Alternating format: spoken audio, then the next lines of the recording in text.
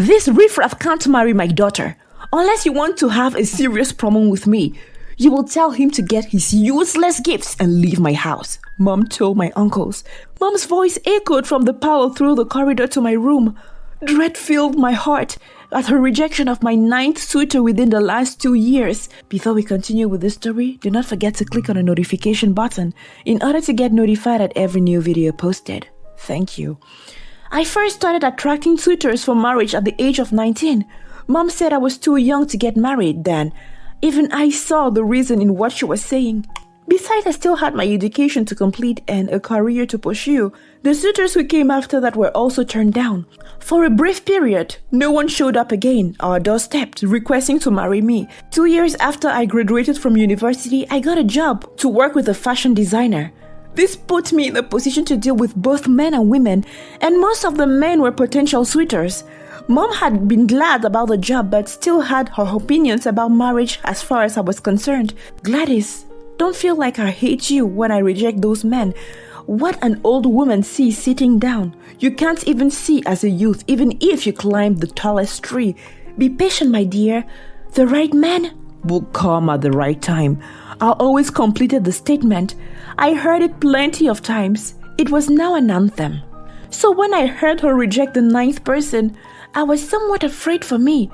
I'm not getting any younger. I will soon reach the big 30 and still don't have a husband of my own.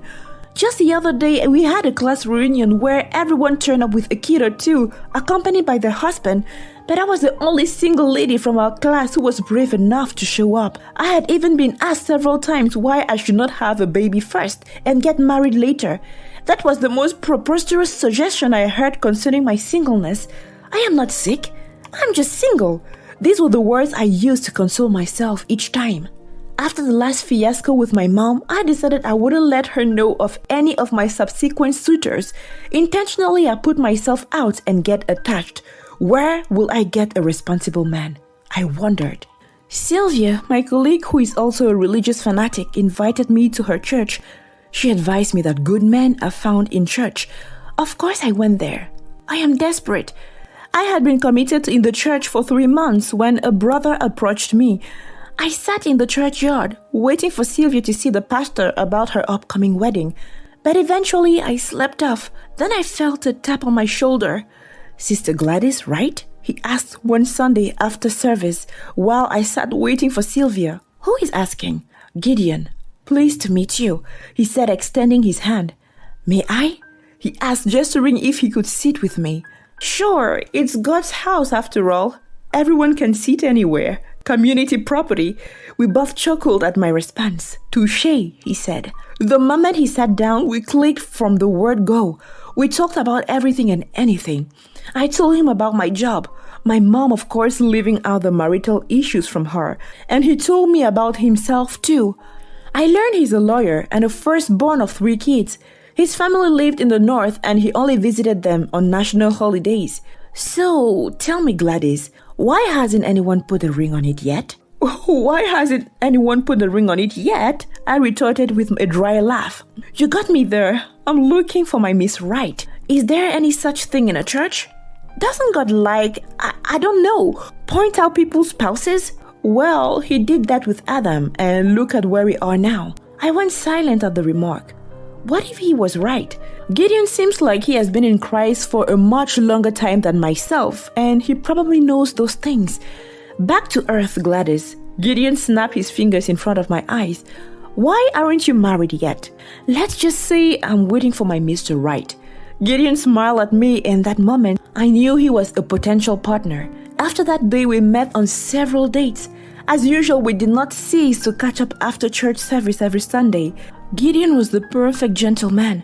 Even when it was official that we were dating, he did not pressure me for sex, unlike the others. He respected my boundaries, treated me like a real gentleman, and put me first. Then he popped the big question, and I said yes. For the first time, my mom accepted my suitor. We made plans to get married on my birthday. Our pastor even accepted too, and we began making preparations for the wedding. The vibe was in the air. As much as we prepared, we did not ignore the marital counseling sessions with our pastor. One day, the pastor called me alone to see him. Following our conversation, he revealed that something was not right with our union. I did not understand because he had endorsed it in the first place. I left his office more confused than before. The wedding is in a few days, and this was showing up now? I had a talk with Gideon and asked if he had secrets. Gideon had known. So what is the issue? I had this concurrent unease in the pit of my stomach that something would go wrong. I didn't know what.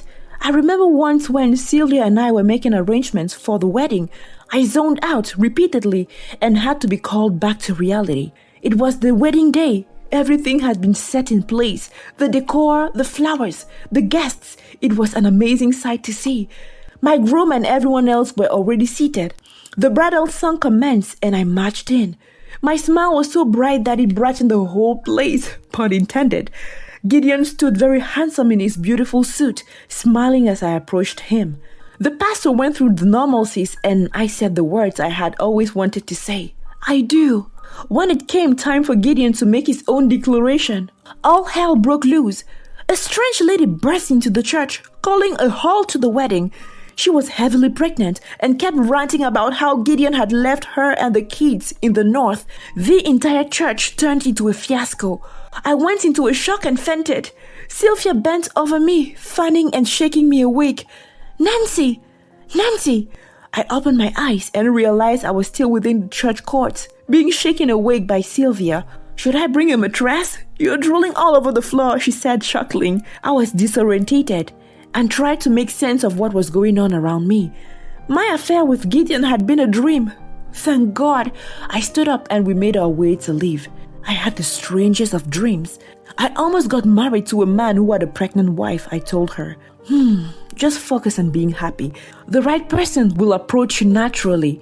She did not know all my dream about Gideon, but it was enough for her to comfort me.